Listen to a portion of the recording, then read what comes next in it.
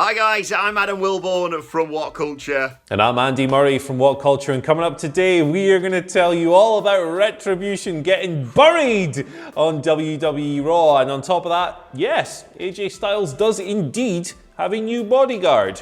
Plus, the SmackDown hacker was finally revealed on last night's episode of Monday Night Raw. And good news, we've got a match on Hell in a Cell that isn't Hell in a Cell. I'll update you on the whole match card in just a few minutes. This is the news. Right, let's kick things off with the correct usage of perhaps the most overused word in wrestling today, buried. It's a word that gets thrown around anytime someone takes a simple singles loss. It's an easy one for people who like overreacting to things and perhaps lack the analytical skill to go into greater detail and be a bit more nuanced. It's an easy crutch and it's easy to throw around, particularly when you're hysterical and mad online. But Retribution were buried on last night's episode of WWE Raw, and make no mistake, this was a classic old school on your way out of the company burial that you'd see time and time again over the years. We're going to have you take a emphatic shellacking on your way out, put the next guy over, you're done, they're in. Except Retribution aren't done, and they're continuing, and they cut a promo later in the show. Here's what happened. Raw opened up with The Fiend and Alexa Bliss in the ring, just being spooky and stuff. Retribution and their shiny new theme music hit. They kind of surrounded the spookers, hinting at what would come later on. We then had a 4-person tag team match. It was Retribution in their first match with Ali as leader against the Hurt Business, and they just lost. They lost in 11 minutes. It was a submission in the end. Bobby Lashley tapping out or submitting T-Bar, which is not good, right? When you're supposed to be this heel unit that projects dominance and chaos. It's not really great if you're losing your very first match together with your new leader by submission. But if that wasn't bad enough, who comes out? It's the spook god himself, Bray Wyatt, and he literally just beats everyone up. He takes everyone out. In the end, T-Bar takes a Sister Abigail for Ali, and the burial was complete.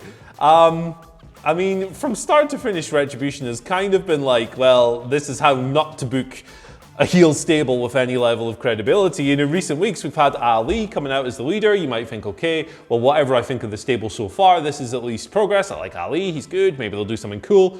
But then the very next week, they don't deliver the announcement or the explanation that they were promising.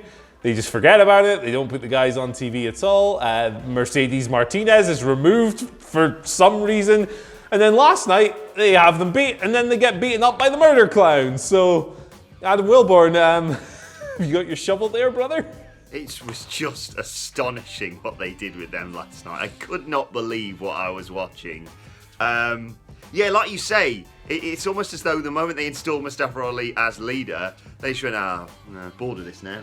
Put that toy down, let's go and play with this one instead. Like, they gave up instantly, and it was the polar opposite to everyone else. Everyone else, when Mustafa Ali got, well, a few people at least, when Mustafa Ali got input as leader, went, maybe this can be good. Maybe this is going to be all right, Mustafa. And it's like WWE just did a complete 180, like you say, completely forgot to do the whole, you think you deserve an explanation, you're not getting an explanation, it's your fault sort of thing that they always seem to do with these sorts of things. Just didn't do it last week, despite promising it, one of the few things they actually promoted for last week's show.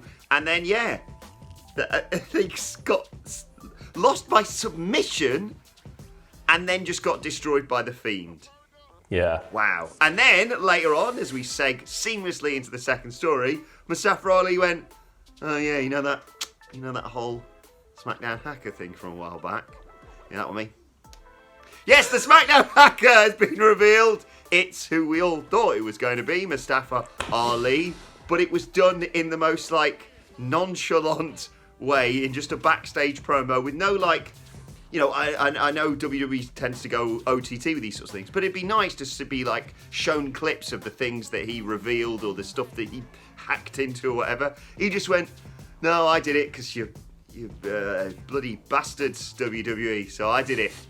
Which, I mean, to be fair, there was one part of me, because, the week he got revealed as the leader of Retribution, we were going to do a whole thing about how WWE completely neglected the SmackDown Hack Store, and I'd just forgotten about it. And then yeah, all this happened. So, long-term storytelling, Andy Murray. There you go. Yeah, the frustrating thing about situations like this when they come up, and okay, so they found a way to tie this this SmackDown hacker thing. They've picked the loose end out of the sky and finally tied it up, whatever.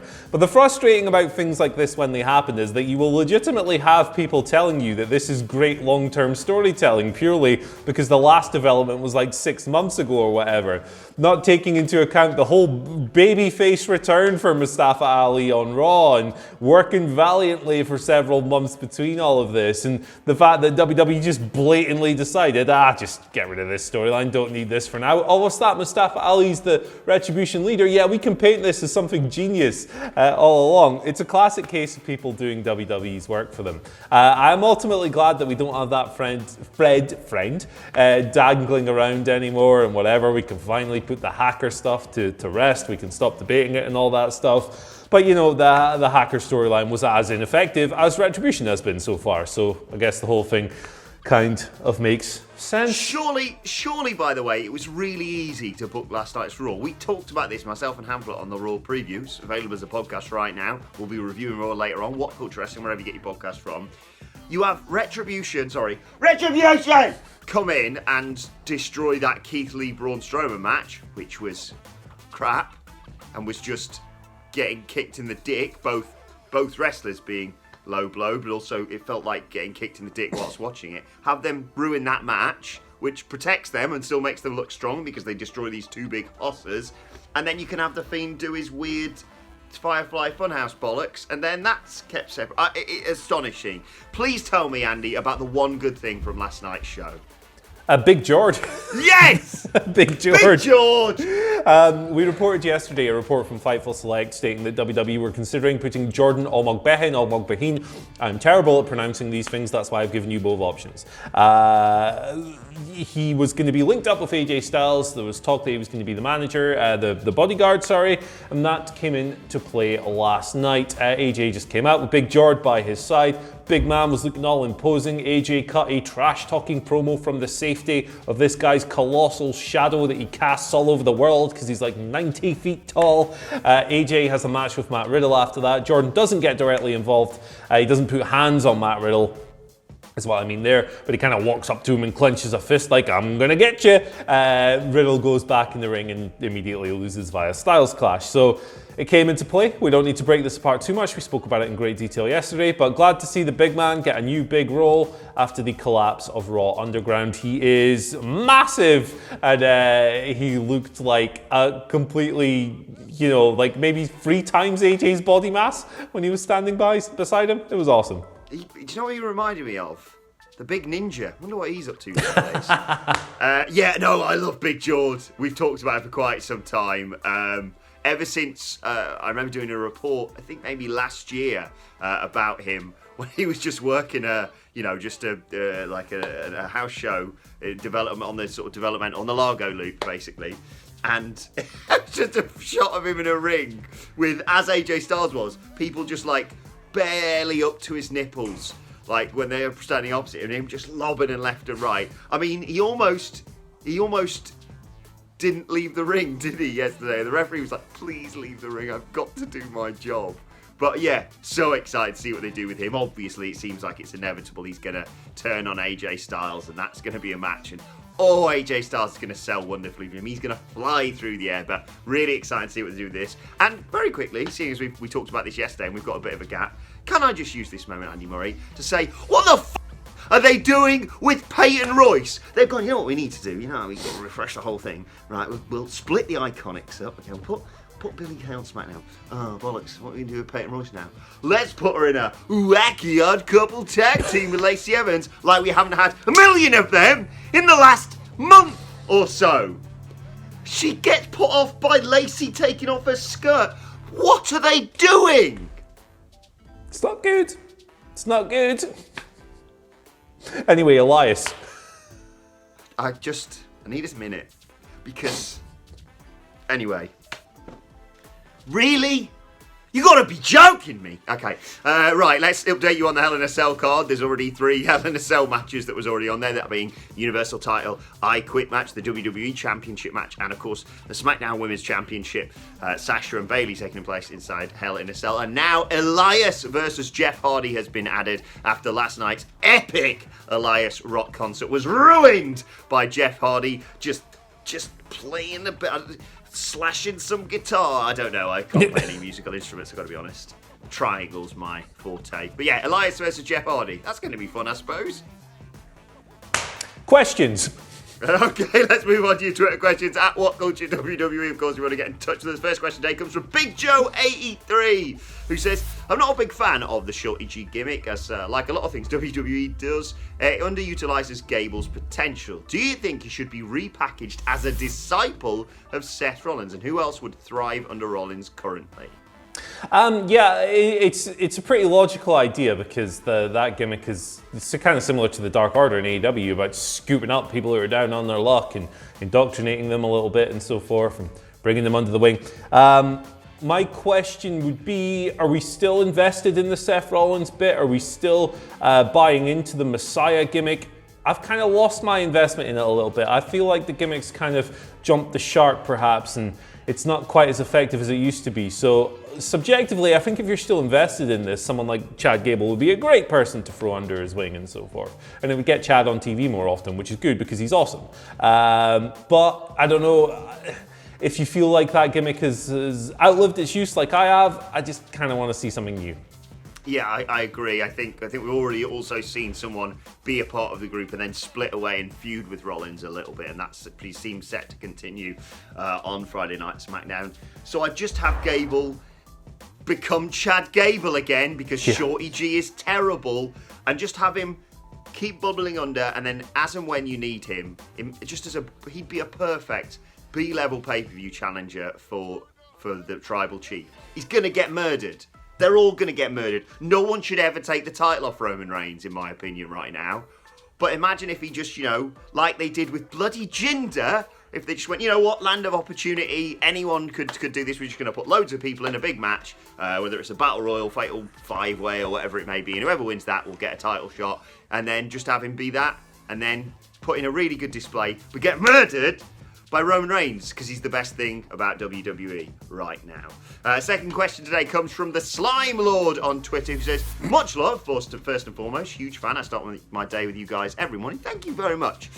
One question, do you think with the Fiend's current rise that we'll get the Fiend versus the Phenom at one of the big four before Taker retires? The eternal question, Andy. I think if you're going to get that match, I think it's going to be a cinematic match. I think they could feasibly put that together. I mean, they could come up with some kind of wacky fusion of the Firefly Funhouse match and the Boneyard match, or maybe something new entirely. I could definitely see that happening, but if it's a traditional match, I think there is more chance of me regrowing a full head of hair. But a cinematic match, I could see them doing that, yeah.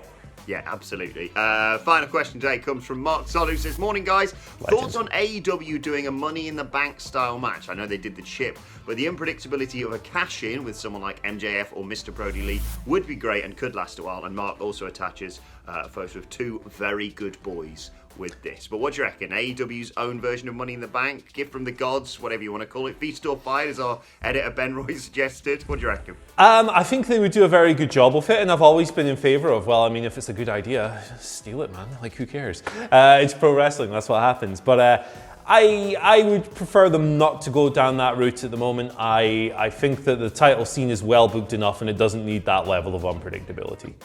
Okay. I like the idea of it, and I certainly like the idea of MJF holding it.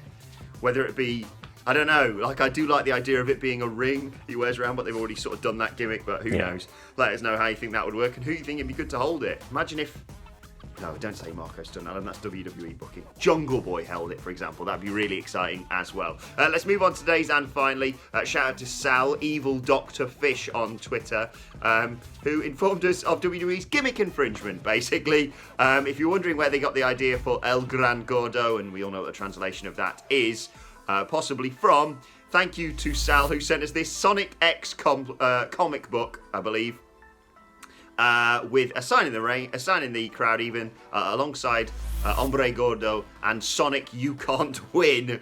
Just a sign that says El Gran Gordo. So if you want to know where WWE are getting their ideas from, there you go. Sonic the Hedgehog, fair play. Dr. Robotnik might have a thing or two to say about this. Robotnik, by the way, not Eggman. If you say Eggman, you're a dick.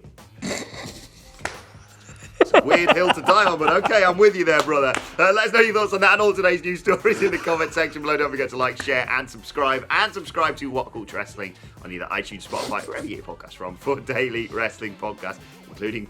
Oh, it's going to be a good one today. Me and the Dudley Boys reviewing Monday Night Raw. Plus, you can let us know your thoughts, Twitter questions, and just send us pictures of your dogs at WhatCulture WWE. Watch there. Follow both of us. You can follow Andy Murray at Andy H. Murray. The H stands for who the hell's birthday is it? I've written it down and I forgot. Gareth Morgan. It's Gareth. Gareth Morgan. That's what. Happy birthday, Gareth. You wonderful beast. Haven't seen him in a long time. Hope to see him soon with all his muscles. Go and wish him happy birthday right now on Twitter at gmorgan04. I really hope I've got that right. No, you know the last time I saw Gareth Morgan, I was shaving his head bald. Oh, so, do you remember there that? We go. That was yes, really I cool. Do. That was hazing here at What Culture. But anyway, yes, happy birthday, Gareth. Follow me on Twitter at Adam Wilborn. Follow us all at What Culture WWE. But for now, my thanks to Andy Murray. Thank you for joining us, and we will see you soon. Dr. Eggman.